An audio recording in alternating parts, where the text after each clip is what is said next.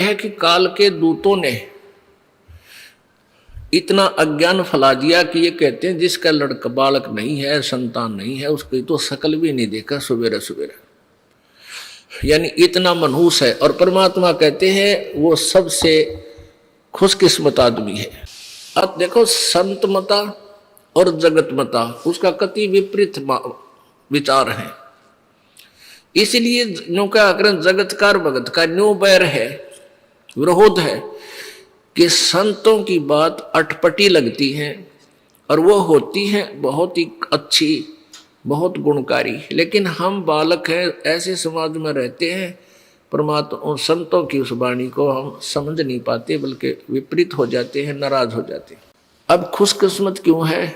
अब पहले तो जैसे सतयुग त्रेता द्वापर तक तो माँ बाप की इज्जत और सेवा करते थे बालक, और ईब अब दूसरी तरफ तो सेवा हो रही है बुढ़िया की। अब पुण्यात्माओं या कहने की आवश्यकता कोई ना, सब न पता उनके लग के रिहर्सल हो रही है।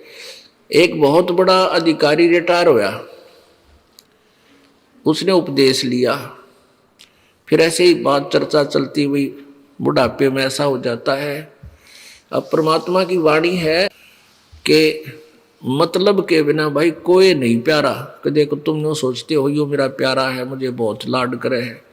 कहते हैं जब तक बैल चले हड़िये में, जब तक बैल चले हड़िये में तब तक डालें चारा, और वृद्ध होया जब नाथ काट दी वो घर घर लाठे खा रहा।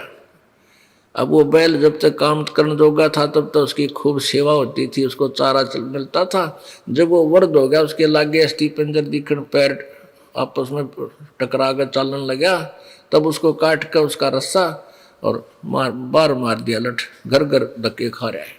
तो इतना स्वार्थ से हम उनको प्यार करते हैं। पहले नहीं कहते मेरा बैल मेरा बैल।